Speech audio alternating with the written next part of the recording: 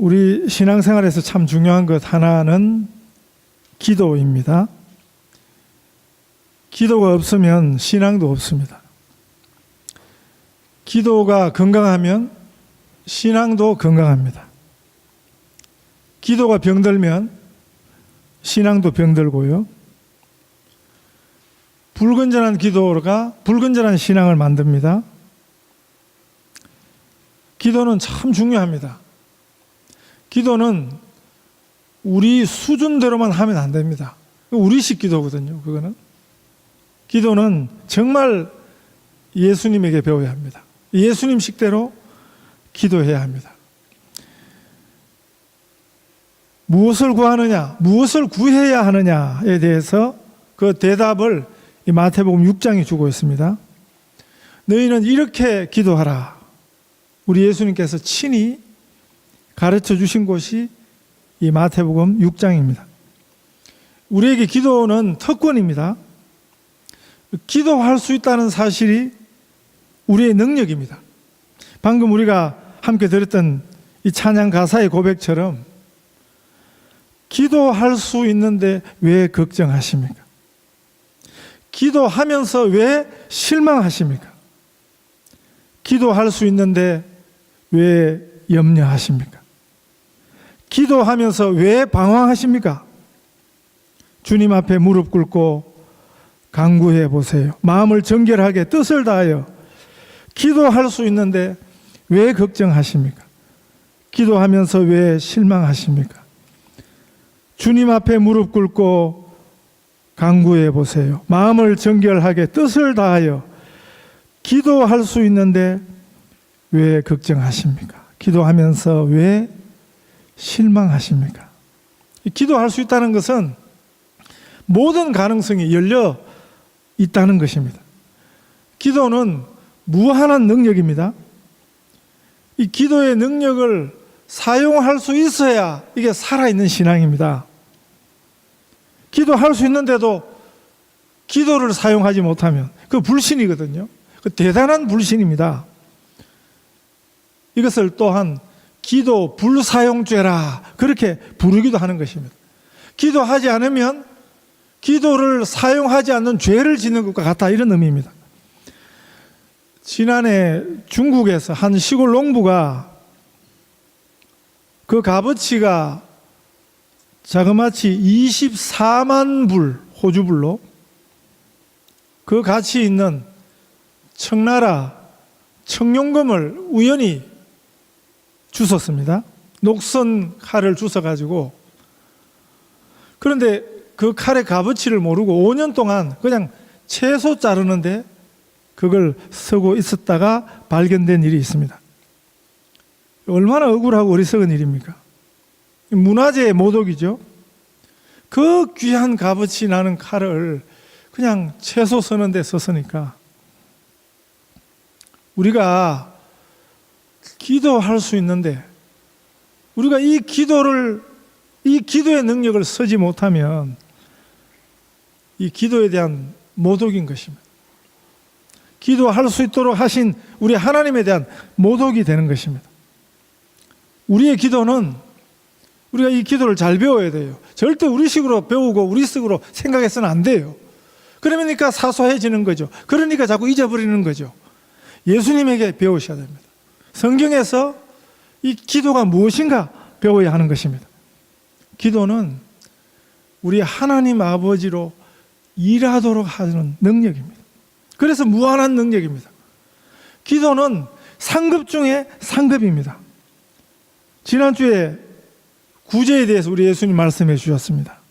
구제가 얼마나 귀한 것입니까? 이웃 사랑의 실천입니다.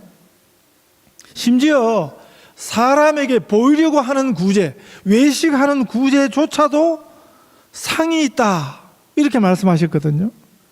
그만큼 구제가 귀하다는 것입니다. 효도에 대해서 이야기 드렸습니다. 효도도 흉내만 내어도, 신용만 해도 상 받을 가치가 있는, 그렇게 귀하다는 거죠. 구제가 그렇습니다. 오늘 본문에서는 기도도 그렇다고 말씀합니다.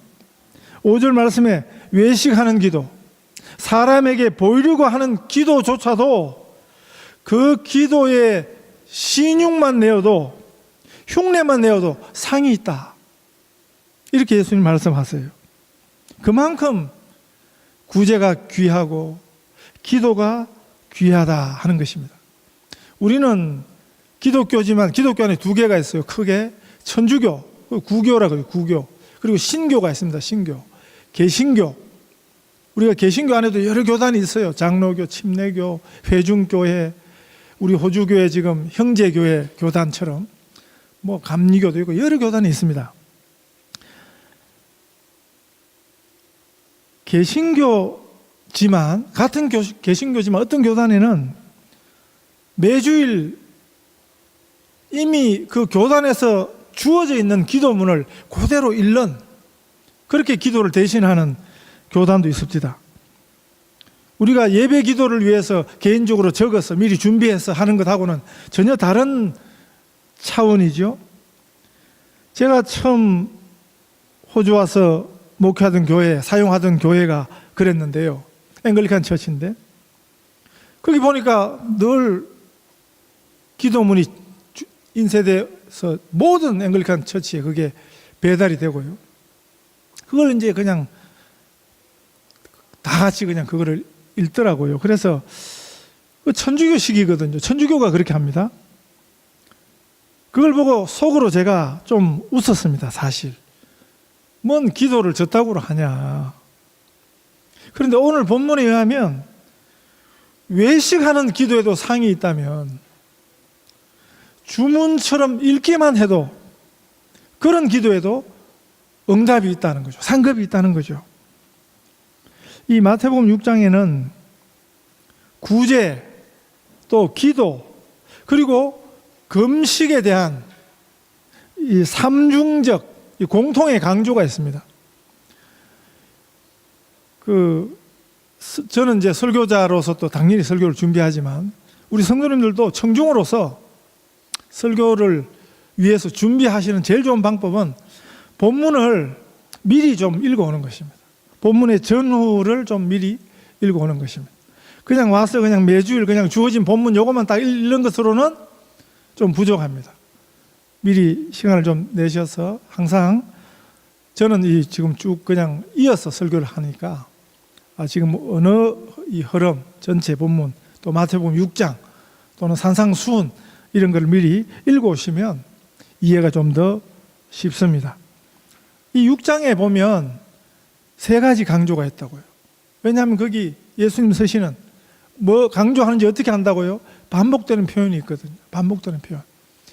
6장은 기도장입니다. 기도에 대해서 가르쳐 주시는데 그 기도장 안에 강조되는 표현이 있습니다. 이 구제라는 주제와 기도라는 주제와 금식도 사실은 금식 기도예요. 그 금식에 대한 주제에 이 삼중적 공통 강조가 있다 하는 거죠.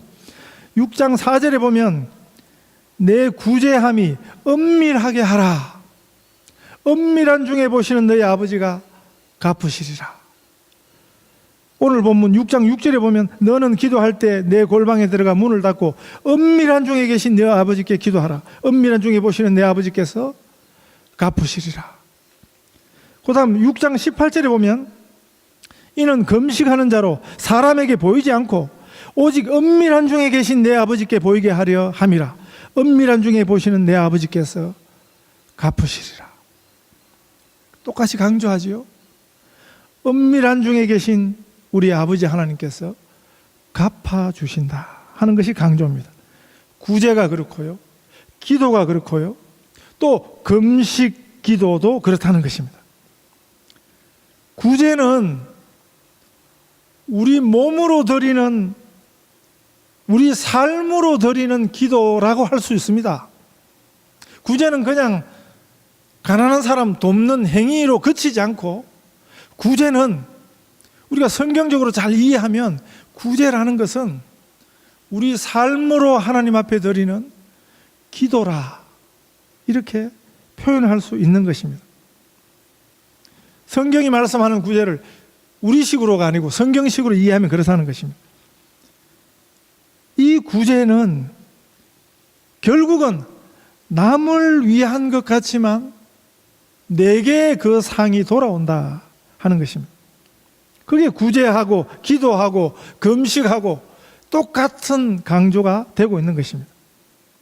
이웃을 위한 구제지만 그건 동시에 우리 자신을 건지는 구제가 된다 하는 것입니다. 이게 성경의 가르침입니다.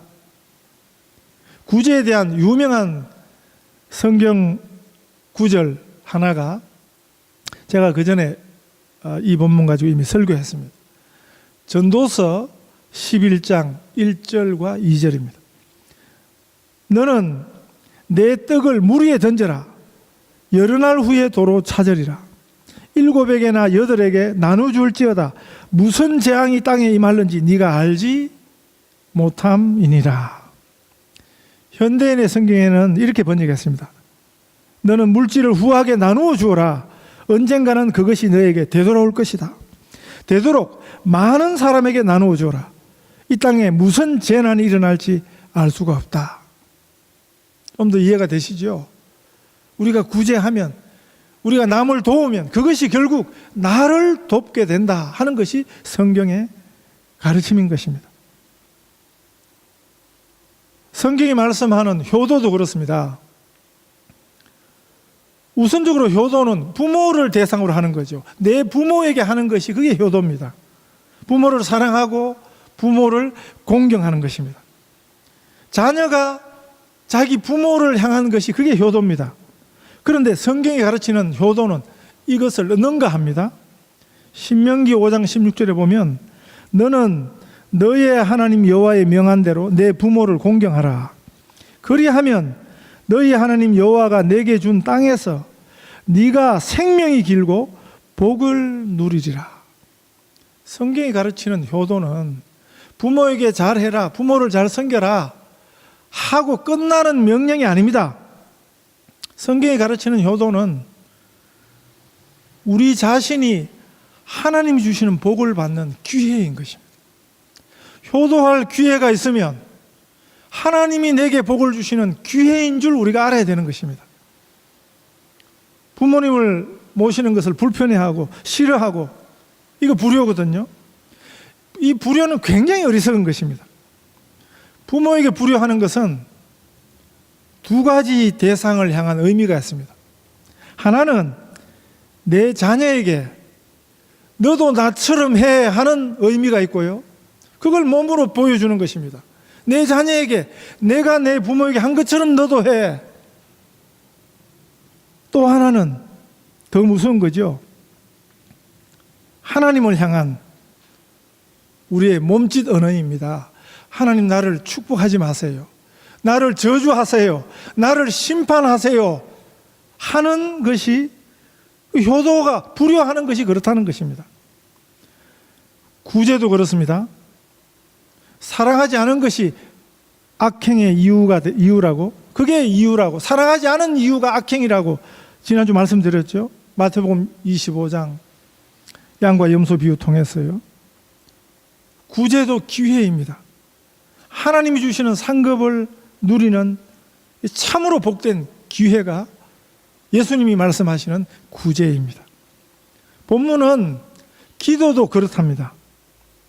은밀한 중에 보시는 우리 아버지 하나님께서 갚아주시는, 우리 하나님의 응답이 있는, 상급이 있는 참으로 복된 것이 우리의 기도라고 가르쳐 주십니다. 우리식으로 하는 기도가 아니고요. 우리식으로 하는 기도는 상은 있어도 그건 자기가 스스로 다 받아버린 것이고, 우리 예수님식으로 하는 기도가 그렇습니다. 예수님이 가르쳐 주시는 구제, 기도, 그리고 금식의 중요한 원리는 은밀한 중에 우리 아버지께서 보신다 하는 것과 우리 하나님 아버지께서 그것을 갚아주신다 하는 것입니다. 하나님은 어떤 분으로 소개하십니까? 은밀한 중에 우리를 보신다. 그리고 은밀한 중에 갚아주시는 분이다. 여기서 이 은밀한 중에 하는 의미의 본질이 무엇이겠습니까? 한국말 뉘앙스에는, 우리말 뉘앙스에는 비밀스럽게 이런 뜻이 있습니다. 영어 성경에도 마찬가지입니다. 비밀스럽게 이런 뜻이 있습니다. 성경에서 본질적 의미는, 이 은밀함의 의미는 진심입니다. 진실입니다. 다른 사람들이 잘 모르는 우리의 가장 중심, 우리의 내면, 우리의 마음 중심을 보시는 분이 하나님이시다 하는 강조입니다. 너는 기도할 때 내 골방에 들어가서 문을 닫고 은밀한 중에 계신 내 아버지께 기도하라. 이 한 구절에도 삼중 강조가 들어있어요. 골방이라는 말은 은밀한 방입니다. 비밀의 방이란 뜻입니다. 남들은 알지 못하는 방이란 뜻입니다. 칼 대한항공 회장 집에 다른 사람 알지 못하는 숨겨진 방이 하나 있어요. 그 내실 이번에 관세청에서 가서 다 뒤져서 다 밀수 혐의로 지금 조사받고 있습니다. 예수님 시대 서민들은 그런 방은 없었고, 그냥 보통 서민들의 방은 온 가족들이 그냥 한 방에 같이 잠을 자는 그 침실 말고 은밀한 방, 곡간이나 흙간, 창고, 어떤 경우는 지붕 위가 또 골방이기도 한데요. 다른 사람들이 잘 알지 못하는 그것이 이 골방입니다. 그런데 이 골방에서도 문을 닫고 그랬습니다. 문을 닫고, 이중 강조죠. 골방에 들어가서 또 문을 닫고, 그리고 은밀한 중에 계신 내 아버지께 기도하라. 이 삼중 강조가 한 구절 안에 들어있는 것입니다. 예수님 말씀하시는 이 골방의 기도는 은밀한 기도입니다. 기도는 항상 은밀하게만 하라, 비밀스럽게만 하라, 혼자서만 하라, 그렇게 다 가르치신 건 아닙니다. 왜냐하면 예수님께서도 공중 앞에 기도하셨거든요. 예수님이 제자들에게 기도를 가르쳐 주시면서 너희는 이렇게 기도하라.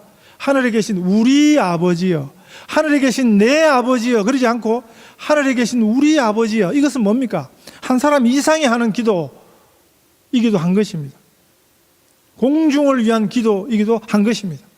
그러니까 공중에서는 절대 기도하지 마, 이런 뜻은 아닙니다. 여기 우리 예수님이 강조하시는 은밀한 기도,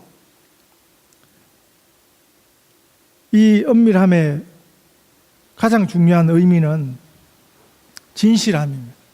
오직 하나님께만 드리는 기도입니다. 사람을 의식하지 않는 이 은밀한 기도의 제일 강조지요. 지금 멜번가에 있는 우리 김신영 청년 아버지 목사님 지난번에 다녀가셨죠. 그분하고 이야기를 하니까 그 가족이 계신 데가 부산 옆에 김해인데, 그 옆에 제가 신학생 때 다니던 기도원이 있습니다. 무척산인데 이름 그대로 무척 높아요. 그 산이 무척 높아요. 거기를 막 기어 올라다시피 굉장히 가파른 산인데 그 산 꼭대기에 기도원이 있습니다. 네, 참 올라가기 힘들어서 그렇지 뭐 굉장히 한적하고 경치도 좋고 정말 참 좋은 기도원인데, 제가 그 신학생 때 그 기도원에 한번 갔을 때 밤에 본당에서 기도하는데 몇 사람이 거기 있었어요. 여기저기.